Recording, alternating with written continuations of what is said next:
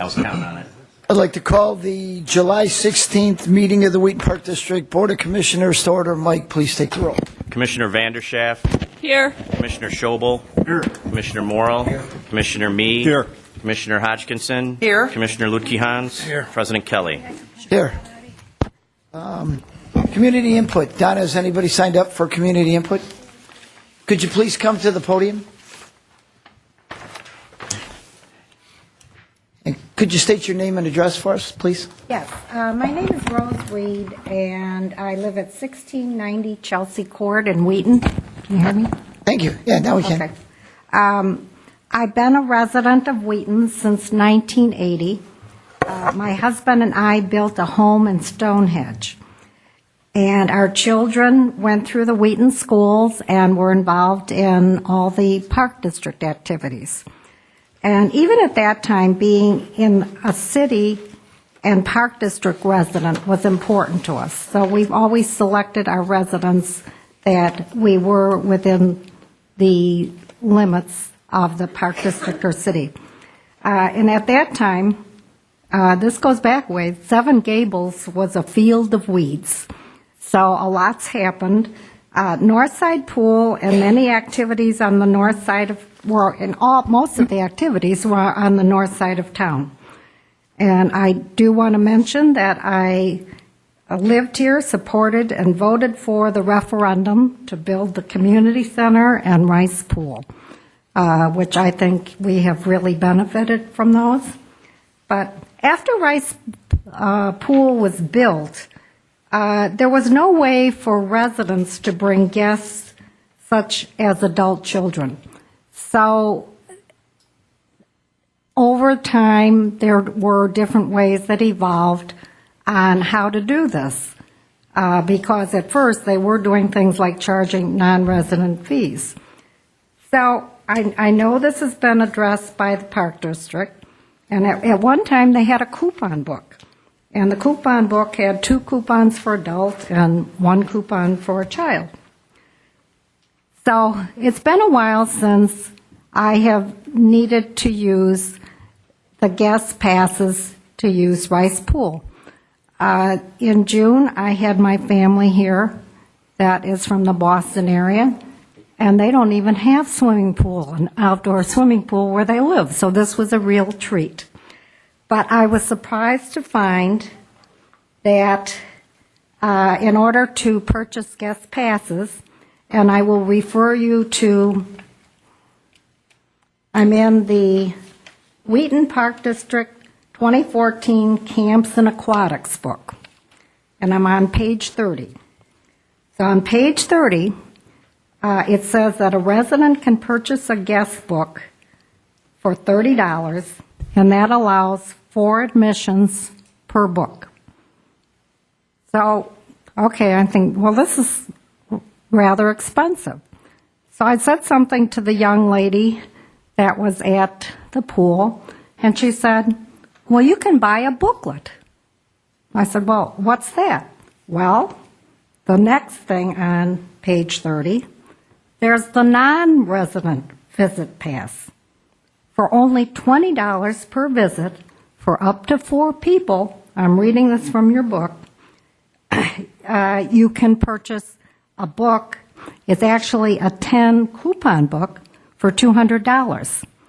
Now, I have to ask why a non-resident can bring in 4 people for $20, and I'm a resident, and I have to pay $30.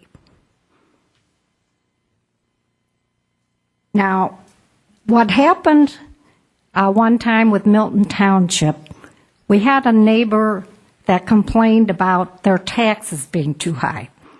So what they did, they raised the taxes for the other people that they did the comparison for their house.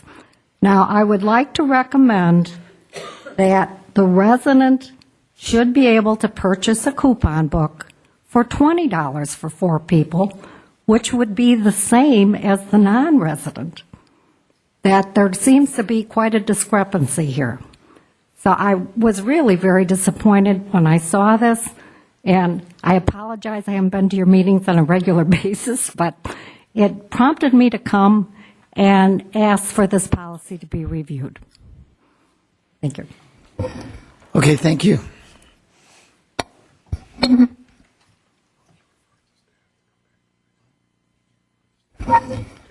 Yeah. So what I'd like to do is, in light of this, I don't think it's the intention of the Wheaton Park District to charge its residents more than it charges its non-residents. So obviously something is wrong. It's a typo. It's not written right. So can staff take a look at that and report back to us at the next board meeting? Yes, sir. Thank you. Anybody else, Donna, signed up? All right. Oh, we have a presentation. Linda from the Leisure Center.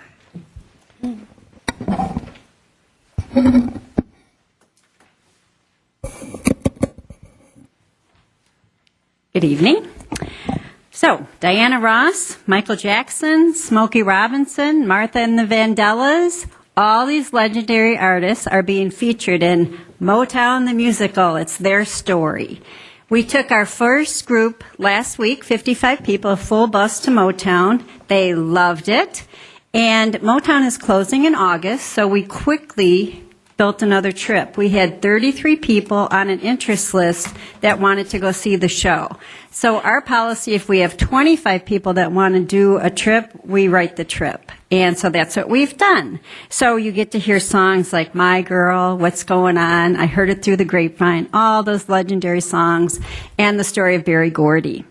So, I think I wanted to explain that it looks at first glance like these trips are kind of expensive. This theater trip is $169. However, it includes deluxe motor coach transportation, a leisure center escort, main floor seats, and dinner at Pettorino's. So it's actually a really good deal. If you were to buy the tickets today for that show, you'd spend $169. You'd pay $1 more, and you'd just get the theater, and you'd have to do the parking. So we do have tickets available. We would love to take anyone. This is more of an ad, I guess, than a report, but we'd love to take all of you if you'd like to go. And if you, I don't know if this is recorded, but if anyone wants to call the Leisure Center, they can. It's 630-665-1415. So do you have any questions about any of this? Thank you, Linda. Thank you. Anybody have any questions for Linda? I was just at Motown, Oh, you were there. the real Motown. Sounds like you could have got a better. Oh, Thanks, Linda. okay. All right, let's move on to the consent agenda. I need a motion. Move to approve the June 18, the consent agenda, including Items A and B only. Deleting item C, including approval of June 18, 2014 regular meeting minutes and approval of disbursements totaling $1,317,437.54 for the period beginning June 11, 2014 and ending July 8, 2014. Second. Questions? Mike, take the roll, please. Commissioner Lutkehans? Yes. Commissioner Hodgkinson? Yes. Commissioner Mee? Yes. Commissioner Morrill? Yes. Commissioner Schobel? Yes. Commissioner Vanderschaff? Yes. President Kelly? Yes. All right, unfinished business, item number 1, ordinance number 2014-07, approving the disposal and sale of personal property owned by the Wheaton Park District. Move Need to a motion. approve. And that disposal includes 3 park services vehicles, that being 3 trucks no longer needed for the operation. Okay. Who made the motion? Terry, who's second? I'll second. Phil? Anybody have any questions or comments? Phil? Yeah, for the record, this is a disposal of a 2003 Dodge Dakota, 2003 GMC Sierra, 2005 F450 dump, and we have listed minimums for those for the auction of over $2,000 for the first one, $2,800 for the second, and $5,500 for the third. Any other questions or comments? Kim? Okay, so that's our reserve price, and we can withdraw if we don't hit those numbers? We can get that from the dealer. That's the trade-in value, so. So if it doesn't generate that entrance at the auction? At the auction, we'll trade them in for these minimums. Okay. Anybody else? Mike, take the roll, please. Commissioner Vanderschaff? Yes. Commissioner Schobel? Yes. Commissioner Morrow? Yes. Commissioner Mee? Yes. Commissioner Hodgkinson? Yes. Commissioner Lutke-Hans? Yes. President Kelly? Yes. Okay, new business, item 2, ordinance number 2014-08, adopting an intergovernmental agreement between DuPage County and the Wheaton Park District for the DuPage Historical Museum roof repair. Yeah. You missed number 1, John. Oh, Temporary. I'm sorry, yeah, I'm sorry. Let's go to new business, item number 1. Recommendation to approve a temporary construction access and staging easement agreement with Wheaton Oaks Office Partners Limited Partnership. We need a motion, please. I move to approve a construction and access easement be entered into with Wheaton Oaks Office Partners Limited at a cost to the Park District of $28,000. And is there an end date on this? What would we set an end date for? It is November 1st of 2015. 2015. That's my motion. Second. Questions or comments? Kim? And Rob, I guess this is to you. Somewhere in here, it just made a generic statement that we couldn't do this through our own property. Like, we could not access the lake through our own property. Can you give me a little more information on that? Yeah, this is Elliott Lake, just south of 855 Prairie, and you have Gary Avenue on the east side, Prairie on the north, and then Wheaton Oaks, which is a private drive, on the west. The south of it is Winfield Creek, and they are very narrow along those right-of-ways. So in order to do that, we would be basically blocking up traffic. We'd have to enter into an agreement with the city to be able to do that.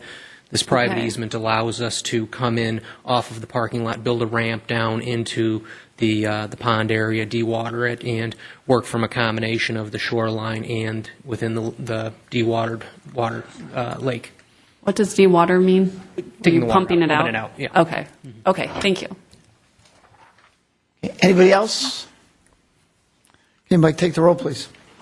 Commissioner Lutke-Hans? Yes. Commissioner Hodgkinson? Yes. Commissioner Mee? Yes. Commissioner Morrow? Yes. Commissioner Schobel? Yes. Commissioner Vanderschaff? Yes. President Kelly? Yes. Okay, new business, item number 2, ordinance number 2014-08, adopting the intergovernmental agreement between DuPage County and the Wheaton Park District for the DuPage Historical Museum roof repair project.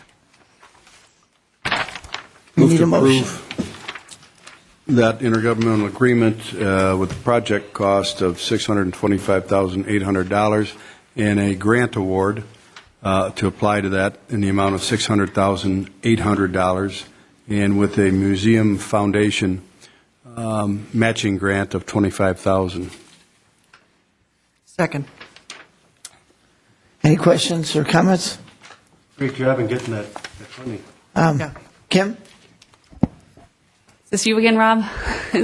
Is there going to be a communication schedule where we are receiving regular updates from the county as this goes on? How will we be communicating back and forth? Mike, do you want to address it? I mean, we're going to be working hand in hand with them the whole time. Okay, so we're not passing responsibility to them. How is that working? It's going to be a pretty quick project. Okay. If we make it through the Illinois Historic Preservation Council, as far as the first step in the approval process after grant is executed. And if all that goes well, we should be under construction yet this year. And if there's a mechanism for reporting about how we're all dealing with our individual roles and how the IGA is being executed as it's outlined here, we'd be happy to do that on a weekly or biweekly basis. Well, it sounded like we were on the hook if they didn't follow the right rules, is what I took away from this. And so if we're not communicating and we don't get regular updates, how are we going to ensure they're doing it properly so that we can receive the grant? Well, there's a couple things going on, I think, in that question, and I want to make sure I understand it correctly. Are you concerned that staff is communicating regularly, or that staff is communicating regularly and then communicating No, so with that the the board? county is communicating with staff. Yeah, it's all outlined in there. The roles are identified. We're grant compliance. They through our U.S. communities for their for securing the contractor and the subcontractor Knickerbocker, and it's really it took a while, but it's really well laid out, in my opinion. And we execute these grants very regularly, as you know. And if something goes awry, we will certainly get right on top of it. We've actually been in constant contact with the county since the grant award date on a weekly basis to hammer this out, and I see that continuing through the process. Couple of things that are also in here.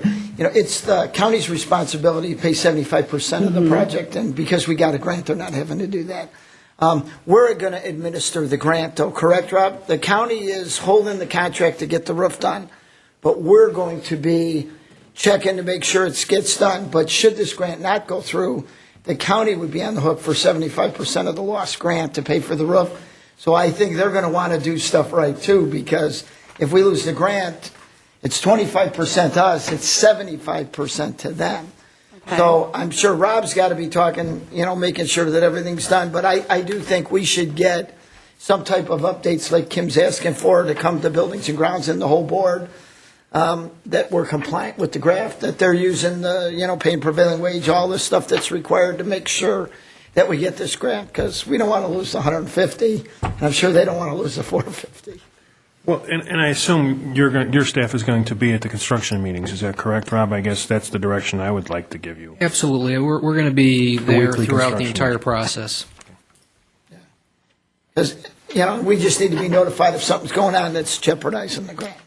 That's a good point, Kim. Can you tell me what the 58,000 owners allowance is? I didn't understand that, and that's on page. I don't have a page number. I believe what you're referring to is that with any type of a roofing project, when you take up the shingles, the existing shingles, you don't know what you're going to find underneath there. If there's a water problem, you may have rotted wood that needs to be replaced. So that owner's contingency allows us to move forward with that work. If we open it all up and there's nothing underneath it, then we're going to see a credit back for that amount at the end of the project. Okay, thank you. Anybody else? Hey, Mike, take the roll, please. Commissioner Lutke-Hans, Yes. Commissioner Hodgkinson. Yes. Commissioner Mee. Yes. Commissioner Morrill. Yes. Commissioner Schobel. Yes. Commissioner Vanderschaff. Yes. President Kelly. Yes. New business, item number 3, bid results and recommendations, parking lot replacement at Cosley Zoo and 855 Prairie Avenue. President Kelly, Yes. if I may adjust staff's recommendation to the approval of the base bid only at this time for V3 construction. Well, I was rereading it. I have a question before we go. Okay. Rob, in the base bid, the allowances are part of their base bid, or are they add-ons to their base bid? In other words, can we award without the allowances? The allowances are a part of that base bid. So we told them to include that much money in their... Yes, the idea was that we had a unit cost, but then we made an assumption as to how much they would be removing. Yeah. So- What our concern was on this item, what it is the base bid includes, I think it's $50-something thousand for unsuitable soil allowances.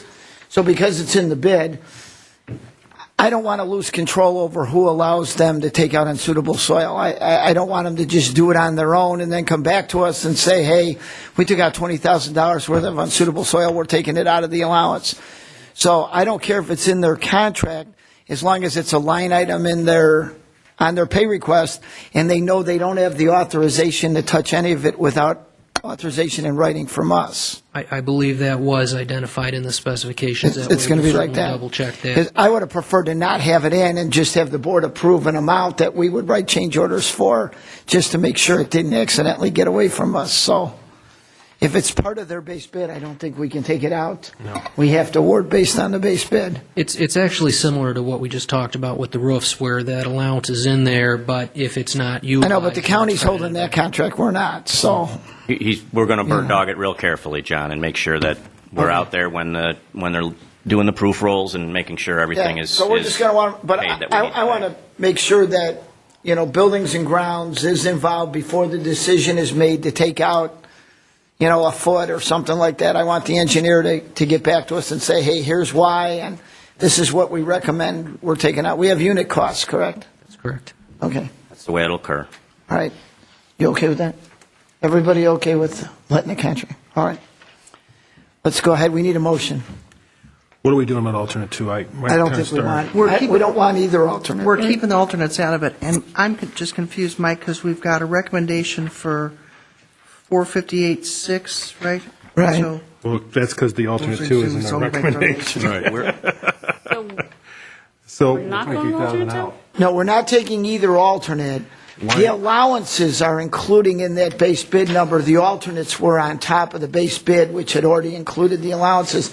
The alternates was one of them, it was to change to asphalt, correct? And the other was on moving trees? Alternate one was for utilizing asphalt, so that we certainly aren't interested in. Alternate two, during the pre-construction or pre-bid meeting, one of the contractors identified that the trees that need to be moved have been in there a while, they're not going to transplant at this time of year very well, that they would be better off to basically buy us new trees than trying to move what was in there now. so why are we removing that now? That's what I still haven't heard. Why are we not going with alternate two? I've heard we're not, but I haven't heard why. We would recommend keeping alternate two. Well, that's not what I heard a few minutes ago, so I'm Well, trying to I understand this. apologize. What you heard a few minutes ago was based on a prior conversation that we had, and I apparently missed the tail of the tape, so I would withdraw my recommendation. Okay, so what we need is a motion to approve V3 construction for $458,600 to replace the Cosley Zoo in 855 Prairie Permeable Park, or permeable lot, or prairie lots, is that correct? That's the motion? That's correct. Okay, and that'll be done in permeable pavers, okay. So move. second. Okay, questions? Kim? Okay, so what about the soft costs? Is that part of this vote as well? So those will be other costs that we're going to incur as part of this project that are coming out of the budget for this project, but we're not writing a contract for that.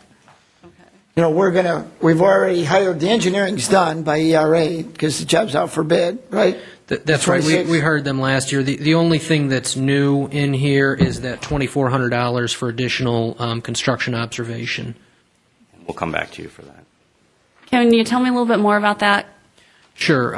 When they gave us the original proposal for this job, their assumption was that they would be observing the project in one straight shot, doing everything at the same time, about a 6-week construction schedule. Since we want to keep Cosley open, 855 open, and have parking options, we've split it up into 2 phases. So they're going to do an access way to get us into the zoo and the 855 piece first, and then they're going to switch over and do the Cosley lot. So that way, we can park and utilize it throughout the entire project. So that additional 6 weeks of construction time that's in there, that's the additional observation that we would be looking for the engineers. Okay, and so the only reason is to keep the zoo open. If we were to do it all at once and close the zoo, and this is not going to be under your purview, Rob, but what does the zoo bring in revenue during that time? Why couldn't we just bang it all out at once? And I know you're not going to be able to answer that, and Sue's not here, so. I'm sorry, what was the question? So we're keeping this additional cost just so that we can keep the zoo open. But if we're doing this in September, which should be a slower time because it's outside of the summertime period, if we just got it all done, what revenue is the zoo losing if we were to close it while we did this project? I'd have to get back to you on that, and as it's not a decision that needs to be made today on the $2,400, I'd be happy to get back to you and give you the cost-benefit analysis. September is very busy at the zoo, by the way. So it's not a question that needs to be answered today, which is a good thing because I can't answer it. But Rob, ERA's original contract, the 26,675, includes some observation, correct? Based on approximately 6 weeks. Right. So what they're saying now, Rob's just modifying his budget. He hasn't written them a change order for the 2,400 yet, correct? That's correct. Mm-hmm. And we're not approving the change order tonight, but Rob's showing us in the total budget that the way we're going to do it, ERA may spend a few more hours out there than what's included in their original $26,000 contract. In order to address the question about just closing the zoo for that time, part of the issue, too, is that we would then be losing parking for the museum as well, so all the staff there would have to find an alternate way, whereas now they're going to be able to kind of go between the two. Prairies. You mean Prairie, the Prairie, office? yes. Yeah, okay. And when's construction supposed to start? September? But in September, right? I believe so. Okay, so you can bring this back to us at the August meeting and Correct. answer Commissioner Vanderschaft's question at that point? No, we would need to get this contract. No. No. You don't, but you don't need to do the ERA change order. You can That's- pass this, you can then give her the analysis on the ERA numbers. That's true, but by approving this contract, we're essentially approving those two The phases. two-phase. The contract, his bid is based on the two phases, So correct? we're already way down this road. But we may not be may not need over that on extra supervision either. Yeah, I mean, we're going to do our best to limit that, as we always do. Yeah. Pardon? I said, really on the site supervision, it's all going to depend on what we find. I mean, if they find really good conditions and they can spread a lot of gravel in a couple of days and roll it, he'll be out there a couple of days. If we start running into trouble, we're going to want him out there helping make decisions. So the site observation's a little tough to pin down until we actually get going, which is why we've been trying to get not to exceed numbers out of these guys. Mm-hmm. So then when we split it up and they'd given us, did they have a not to exceed number in their original contract before we split it? Was that one of the ones? Or was that before we started adding not to exceeds? I don't recall. I mean, he might be coming back saying, hey, now that you're doing it twice, I give you not to exceed, I might exceed. But he can bring it to Buildings and Grounds, and we can bring it to everybody before we spend any extra money. Anybody else? No, I was just going to mention, John, for the benefit of people watching this, that they should know that there's a grant that's helping fund this, and the reason that we're using permeable pavers is because of, in part because of that grant. Which is in excess of $70,000. Thanks, Jane. Right. Yeah, and it's a $45,000 alternate. So we're Yeah, so saving that- money by doing We're the saving permanent money repair. by doing it, and it's the better thing to do environmentally, probably. Yes. Okay. Anybody else? Okay, Mike, take the roll, please. Commissioner Vanderschaft? Yes. Commissioner Schobel? Yes. Commissioner Morrill? Yes. Commissioner Mee? Yes. Commissioner Hodgkinson? Yes. Commissioner Lutkehans? Yes. President Kelly? Yes. New business, item number 4, recommendation to approve a change order credit for the Graf Park synthetic turf project. Don, you want to Yeah. explain what's going Why on? don't I explain that? So the original project design was we were going to hold detention under the field in the 3-inch rock. And when we started excavation, we found a drain tile field. And the engineers came out and they evaluated the drain tile field and said that it would be sufficient to hold the water that we wanted to hold. And Rob went back to the city and the engineers redid the plans. City approved it. We had the contractor rebid it and we're receiving a credit of $128,100. $128,000. So very rarely do we bring you credit change orders because we found something good underneath the parking lot. But this is a good one. Move to approve the change order. Second.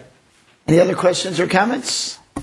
Nope. Mike, take the roll, please. Commissioner Lutkehans? Yes. Commissioner Hodgkinson? Yes. Commissioner Mee? Yes. Commissioner Morrill? Yes. Commissioner Schobel? Yes. Commissioner Vanderschaft? Yes.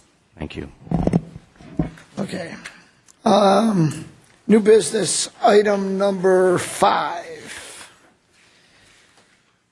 Recommendation to approve an agreement by and between the Wheaton Park District and Bradford Equities LLC regarding the satisfactory completion of mutual commitments on the Hubble project. We need a motion. I move to approve. I'll second.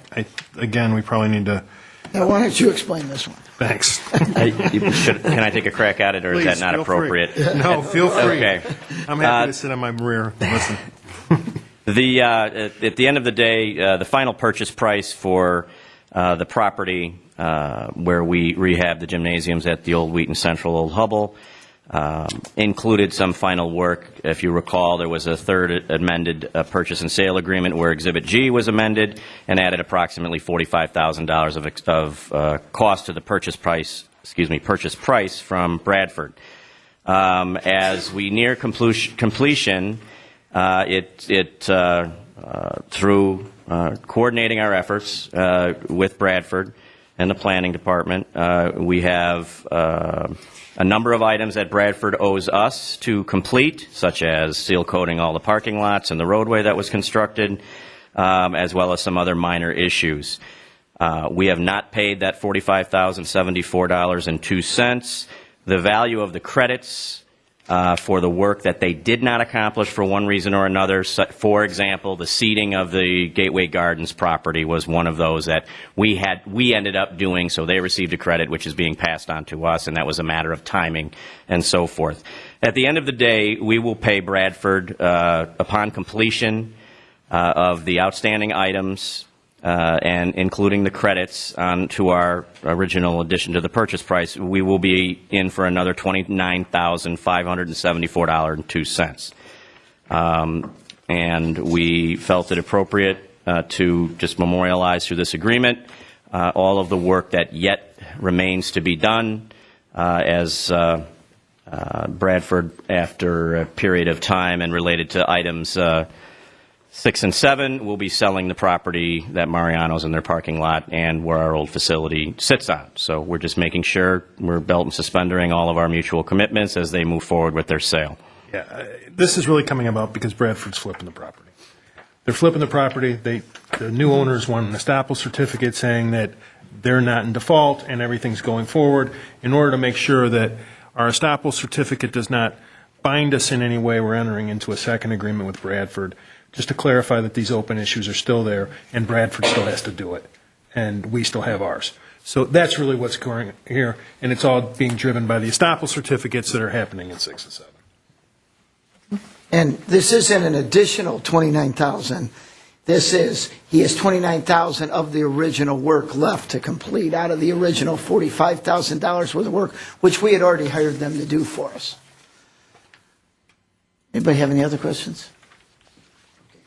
Mike, take the roll, please. Commissioner Vanderschaff, Yes. Commissioner Schobel, Yes. Commissioner Morrow, Yes. Commissioner Mee, Yes. Commissioner Hodgkinson, Yes. Commissioner Lutke-Hans, Yes. President Kelly. Yes. Now, new business item 6 is the recommendation to approve and execute an easement estoppel certificate related to the easement agreement for limited parking and access by and between the Wheaton Park District and Bradford Wheaton 3 LLC. So we need a motion. Move to approve. All right. Who seconded? Mark? Mark? All right. So do we need to, why don't we explain this? This is just the estoppel certificate we were Yeah, talking about in item 5. Yeah, all this does is say that the agreement with Bradford is still in effect. This is, which agreement is this one? This is the Reciprocal easement reciprocal agreement. easement agreement, that there's been no defaults. That's pretty much all we're doing is advising the new owner that none of that has occurred and allowing the new owner to proceed and being, which one? No. There's an REA and there's the, The second one is the, this is Oh. the second. I apologize, the This is REA is the This is second the one. easement, estoppel. So this is related to the easement. The next one will be related to the REA. Yes. Okay. Pardon The me. reciprocal easement. Okay. Right. So, any other questions? Mike, take the roll. Commissioner Lutke-Hans. Yes. Commissioner Hodgkinson. Yes. Commissioner Mee. Yes. Commissioner Morrow. Yes. Commissioner Schobel. Yes. Commissioner Vanderschaff. Yes. Okay, now we're at new business item number 7, which is a recommendation to approve and execute an REA estoppel certificate related to the reciprocal easement agreement by and between the Wheaton Park District and Bradford Wheaton 1 LLC. And for the record, this is pretty much the same thing as the last one, except it's relating to the reciprocal easement agreement as well as the additional statement that we're not owed any money from the owner. Move to approve. Second. And Mike, take the roll. Commissioner Vanderschaff. Yes. Commissioner Schobel. Yes. Commissioner Morrow. Yes. Commissioner Mee. Yes. Commissioner Hodgkinson. Yes. Commissioner Lutke-Hans. Yes. President Kelly. Yes. New business item number 8 is a recommendation to fill a vacant full-time museum educator position. Move to approve the full-time position of museum educator. Second. Second. Okay, questions, comments, discussion? Kim? So it's too bad Sarah's not here because I have to say this was probably one of the best, well-reasoned forms I've seen put together. So I thought this was good. Mike, please tell Sarah that I said that. So one of the things that I'm just wondering, originally this position had to have county approval. Do we still need to have county approval for it? No, ma'am. The IGA called for initial hires to be approved. Okay. And didn't the IGA call for us to have two of these people, these Yes, 2 positions? professional staff So members. it was required in the initial agreement. Yeah, that we I have saw this. that, and that I like how she pointed it out and told me exactly where I needed to see that. And the other thing I want to say is I asked for this a couple of months ago, and it's good to see that you guys have started doing it, is to put the salary at the maximum of the range and calculate benefits off of the max instead of the minimum. So tell Sarah, good job. Thank you, I will. And for the record, the range we're talking about is $35,000 to $40,000, correct? Anybody else? Mike, take the roll, please. Commissioner Lutke-Hans? Yes. Commissioner Hodgkinson? Yes. Commissioner Me? Yes. Commissioner Morrow? Yes. Commissioner Schobel? Yes. Commissioner Vanderschaff? Yes. President Kelly? Yes. There's no action on number 9. And number 9, I think move the table? Okay. It was provided for a discussion item. All right, so item 9 is a discussion item only. we received a report from Mike as to openings, people that, on the museum board related to people whose terms have expired, but we haven't reappointed. We have, I think, 3 additional appointments we can make, which we haven't made. Now that we're going forward with the roof, I, for one, would like to see us have a plan for how we're going to do that. And I don't know if everybody got what I received. John and I They did. received. Yes. The update to the report. The update with this? Yes. No, the actual study from the people who came in 5 or 6 years ago. No, sir. That was tendered to the board in the past, but I will provide that to everybody. It's basically, we hired a consultant to deal with board development and fundraising development. We did it at the same time, if you recall, that we did for the Cosley Foundation, and I commend those to the board. Yeah, if you would, I personally, and I'm just one, and I don't know how the president wants to deal with it, but I would really like to see us come up with a plan as to how we want to fill these positions, us as a board, whether we want Mike to make a recommendation, whether this board wants to individually make recommendations for someone to interview, whatever. But I think these are board appointments. I think this should be board-driven. Every other place, every other appointment of anywhere I've ever seen, it's a board-driven, not a staff-driven job.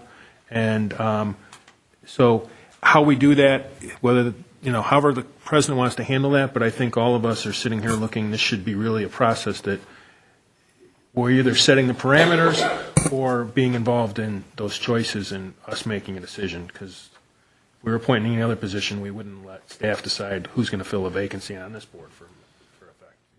So those are the thoughts I had. I'm just kind of opening up for discussion. I think what I'd like is Mike to come back with a recommendation, but I think I'm going to ask you, Mike, to run it by, why don't you run it by Finance Committee, because they'll at least meet before the next, so that way we get a couple of board members' eyes on it before it comes to us, and we're not all seeing it for the first time, so. Are you talking about a recommendation of names or a recommendation For how we're going to do it. And then, is it, we're going to accumulate names, but why don't you put together the whole process, review it with Finance, because I know they'll meet before the next board meeting, and then we can look at that in August, because I think some of these are coming up in September. Actually, they're all up. They're all up. Is it so 11? They're serving they're serving without a current appointment at this point. We have 11 openings?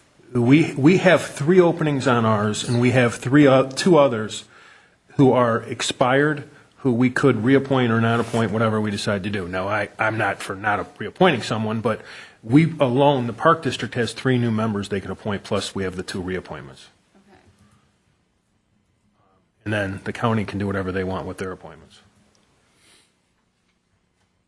But considering that the mission of the board, as I understood it, was as a fundraiser for the history museum, it seems like we should get them filled. I think we should get them filled, and I think we should be looking at, our appointments right now are legislators and Mike, and I would personally like us to find a way to bring in people who are fundraisers or can help us fundraise one way, shape, or form. And could represent the county, too. Well, they get their own appointment. No, can represent Oh, yes. multiple, Right. multiple areas. Mm-hmm. I'd be happy to bring those recommendations back to the board, Okay. back to the Finance Committee prior to August. Right.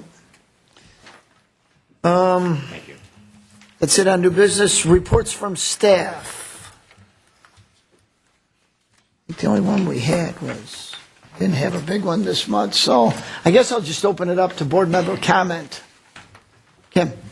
Well, Mike, I had a question for Sue, but maybe you can answer this. And it has to do with the 6 free admission days. Can you give me a little bit of background on that? It says they are required. Yes, if the zoo is partially operated with tax dollars from our museum levy, and as such statute, the Park District Code calls for us to provide a number of free days to the general public. And do those have to be in the summer? It can be whenever we decide. No, We have- some of them were offered in January. Yeah, Well, exactly. That's what I'm wondering, is if we should try to stage those during times when we would want to increase attendance and so make it free, and then also limit perhaps some of the impact on our more popular days. Yeah, that's exactly how we're handling it, Kim. Well, wasn't, the 29th was a Sunday.